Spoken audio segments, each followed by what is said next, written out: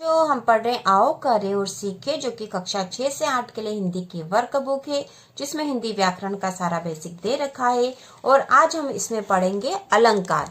ठीक है, आज हम इसमें पढ़ेंगे अलंकार, जो आपकी बुक के पेज नंबर 384 पर है। बुक के पेज नंबर 384 पर अलंकार दे रखे, इसे हम पढ़ेंगे। तो यहाँ दे रखा है पढ़ो और समझो। उदाहरण, तो पहला उदाहरण है चारु चंद्र की चंचल किरणें।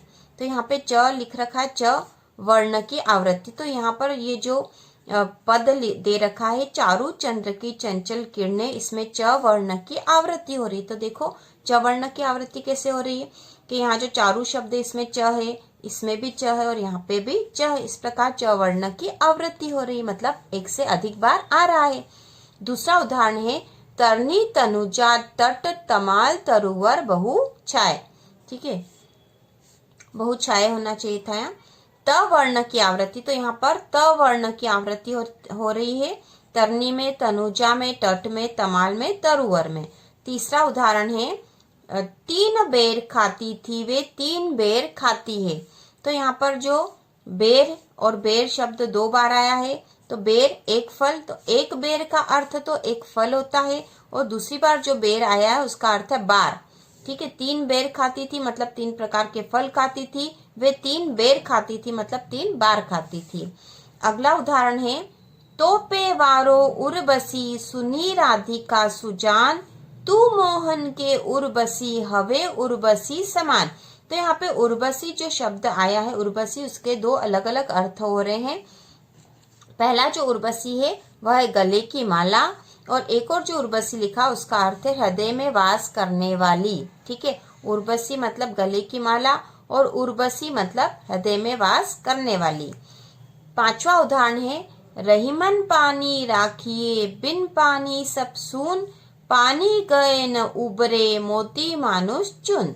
तो पानी के तीन अर्थ हैं, मोती के लिए चमक, मनुष्य के लिए सम्मान और चुन के लिए जल। तो यहाँ पे पानी शब्द के तीन अर्थ हो रहे, मोती, मनुष्य और चुन मतलब चुने। इन तीनों के लिए पानी शब्द के तीन अलग अलग अर्थ होंगे। तो आगे जो अगला उदाहरण दे रखा है सुबरन, यहाँ पे सुबरन होना चाहिए बच्चों, सुबरन होगा यहाँ पर। ठीक है, सुबरन, सुबरन, सुबरन को ढूंढत फिरत कवि व्यभिचारी चोर। तो यहाँ पर सुबरन के तीन अर्थ हैं। सुबरन जो शब्द है इसके तीन अर्थ हैं। कवि के लिए अच्छे वर्ण, कवि के लिए सुबरन का अर्थ है अच्छे वर्ण। व्यभिचारी के लिए सुबरन का अर्थ है रूप रंग से, और चोर के लिए सुबरन का अर्थ है स्वर्ण मतलब सोना। तो यहाँ पर अब आगे दे रखा है जानो। उदाहरण 1 व 2 में वर्ण की आवृत्ति से चमत्कार हो रहा है। तो उदाहरण 1 और 2 में वर्ण की आवृत्ति से चमत्कार हो रहा है। यहाँ पे च वर्ण की आवृत्ति हुई थी और यहाँ त वर्ण की आवृत्ति, और इससे यहाँ पर चमत्कार उत्पन्न हो रहा है। उसके बाद है उदाहरण 3 और 4 में एक ही शब्द की आवृत्ति किंतु अर्थ अलग अलग। तो उदाहरण 3 और 4 जो थे यहाँ पर एक ही शब्द की आवृत्ति हुई थी, यहाँ पर बेर शब्द की आवृत्ति हुई थी और यहाँ पर उर्वशी, लेकिन दोनों ही बार उनके अर्थ अलग अलग थे जो हमने अभी देखा था। उदाहरण 5 और 6 में एक शब्द का एक ही बार प्रयोग किंतु अर्थ चिपके होने से कई अर्थ।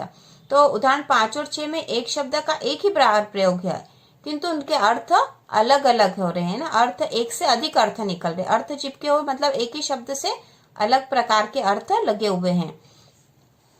अब इनका स्पष्टीकरण समझो। काव्य में अलंकारों का प्रयोग उसकी शोभा, चमत्कार या विशेषता एवं रोचकता बढ़ा देता है। ठीक है, अलंकारों का प्रयोग क्या करता है, उसकी शोभा, चमत्कार, विशेषता एवं रोचकता को बढ़ा देता है। अलंकार अलम धन कार दो शब्दों से मिलकर बना है। अलंकार जो शब्द है वह अलम धन कार दो शब्दों से मिलकर बना है। उसमें अलम का अर्थ है सीमा और कार का अर्थ है करने वाला। ठीक है, अलम का अर्थ है सीमा, कार का अर्थ है करने वाला। तो यहाँ पे इसकी जो परिभाषा होगी बच्चों, काव्य अर्थात काव्य कविता की शोभा या चमत्कार बढ़ाने वाले धर्म ही अलंकार है।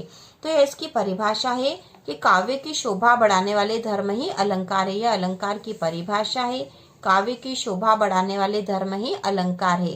काव्य में अलंकारों की उपयोगिता क्या होती है इसे देख लेते हैं हम।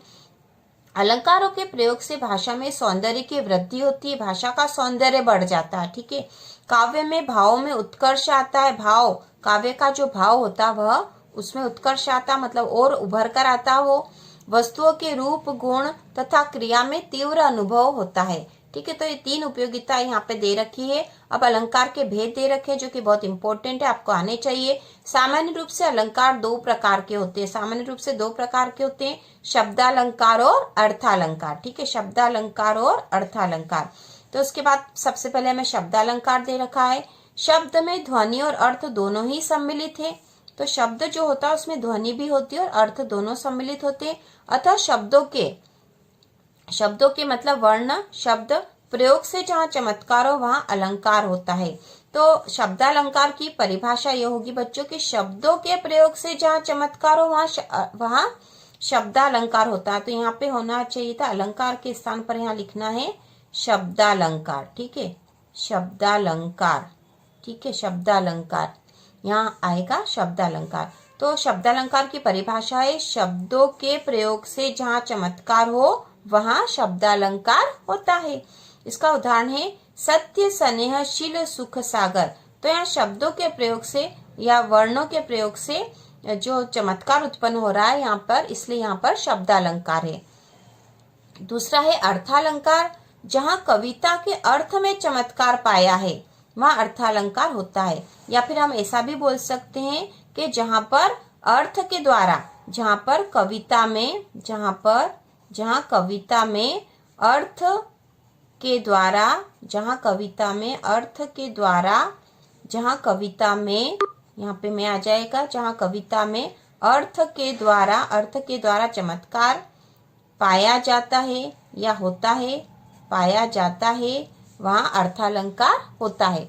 जैसे दूध सा सफेद चाक। ठीक है। तो चाक के साथ दूध सा सफेद है, दूध सा सफेद चाक।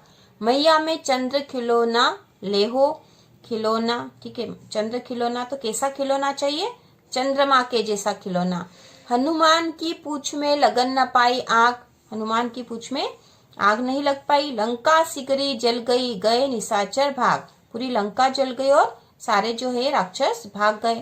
तो यहाँ पे अर्थ के द्वारा चमत्कार हो रहा बच्चों, है ना। अर्थालंकार में अर्थ के द्वारा चमत्कार उत्पन्न होगा और शब्दालंकार में शब्द के द्वारा चमत्कार उत्पन्न होगा। और यह आपकी बुक के पेज नंबर 385 पर है। आगे बच्चों पेज नंबर 386 पर है। पेज नंबर 386 पर अनुप्रास अलंकार दे रखा है। अनु, धन, प्र, धन, आस मिलकर अनुप्रास बना है। उसमें अनु बार बार, अनु का अर्थ है बार बार, प्र से प्रकट, विशेष चमत्कार। अनु, धन, प्र, धन, आस मिलकर अनुप्रास बनाया और उसमें अनु बार बार, प्र से प्रकट मतलब विशेष चमत्कार। अर्थात कविता में बार बार किसी वर्ण के प्रारंभ या अंत प्रयोग से विशेष चमत्कार उत्पन्न करने वाली रचना। तो यहाँ पे बताया गया है कि कविता में बार बार किसी वर्ण के, या तो वर्ण प्रारंभ में भी हो सकता है या फिर अंत में, प्रयोग से विशेष चमत्कार उत्पन्न करने वाली रचना को अनुप्रास अलंकार होता है। इसी को इस प्रकार कह सकते हैं, किसी वर्ण का शब्दों के प्रारंभ या अंत में बार बार प्रयोग होने, करने से, बोलने या सुनने से विशेष प्रभाव उत्पन्न हो जाता है। उसी प्रभाव यहाँ प्रभाव होगा, उसी प्रभाव, शोभा, चमत्कार के कारण रचना को अनुप्रास अलंकार कहा जाता है। तो सामान्य तौर पर इसकी परिभाषा यह होती है कि जब किसी अलंकार में या जब किसी पद में एक ही वर्ण की आवृत्ति, ठीक है, किसी एक ही वर्ण की आवृत्ति बार बार होती है तो वहां अनुप्रास अलंकार होता है।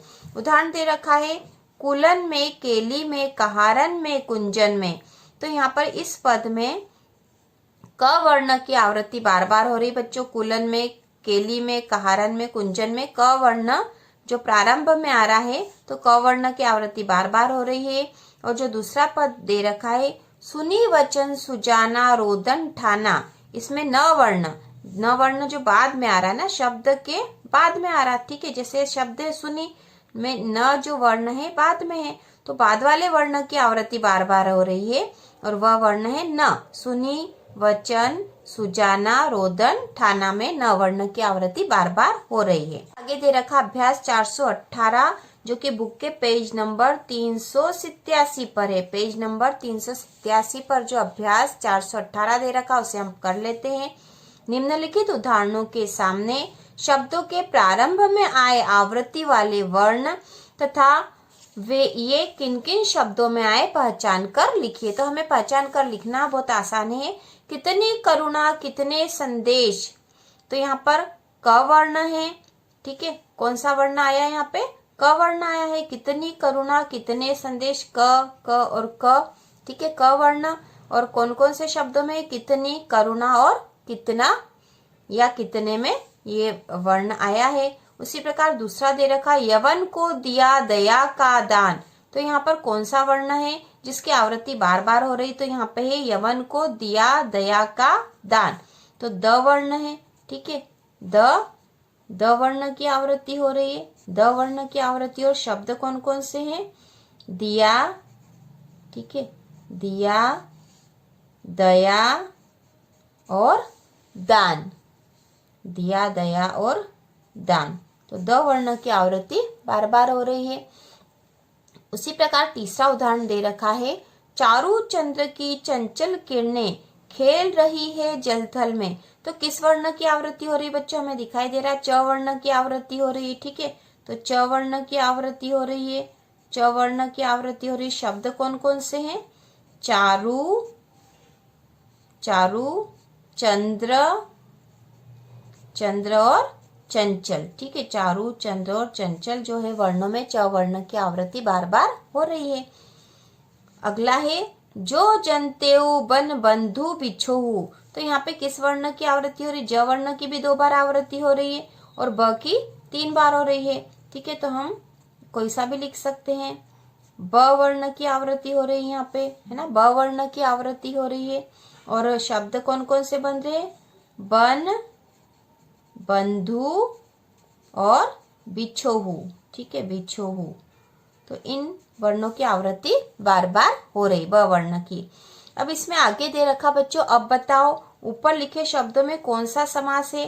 तो यहाँ पर ये जो प्रश्न गलत है क्योंकि यहाँ पे तो अलंकार चल रहे हैं और ऊपर लिखे पदों में होना चाहिए। ऊपर लिखे पदों में कौन सा अलंकार है? ठीक है, कौन सा अलंकार है? तो यहाँ पर आ जाएगा अनुप्रास अलंकार है। ठीक है, अनुप्रास अलंकार है।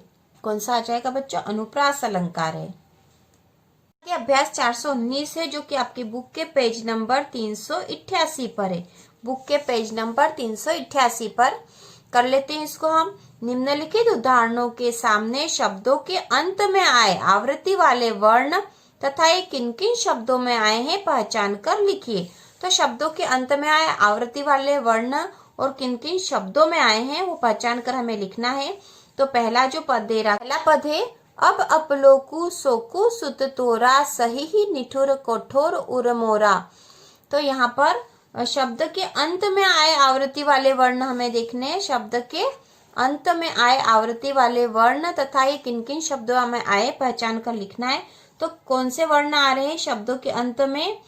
कु, यहाँ पे भी क आ रहा है, तो यहाँ पे आ जाएगा वर्ण है क और शब्द है अपलोकु। ठीक है, अपलोकु और सोकु, ये क वर्ण की आवृत्ति हो रही है इसमें। उसके बाद है अगला दूसरा जो है सुत पित नारी भवन परिवारा हो ही जाही जन बारही बारा। तो शब्दों के अंत में आवृत्ति वाले वर्ण कौन से हो रहे हैं? यहाँ पे त वर्ण हो रहा है सूत और बीत में, और र भी हो रहा है नारी में और परिवारा में। तो वर्ण है त और र। त से हो रहा है सुत और बीत और र से होंगे नारी और परिवारा। तो इस प्रकार से इन वर्णों की आवृत्ति यहाँ पर हो रही है। उसी प्रकार अगला है सुनी वचन सुजाना रोदन ठाना।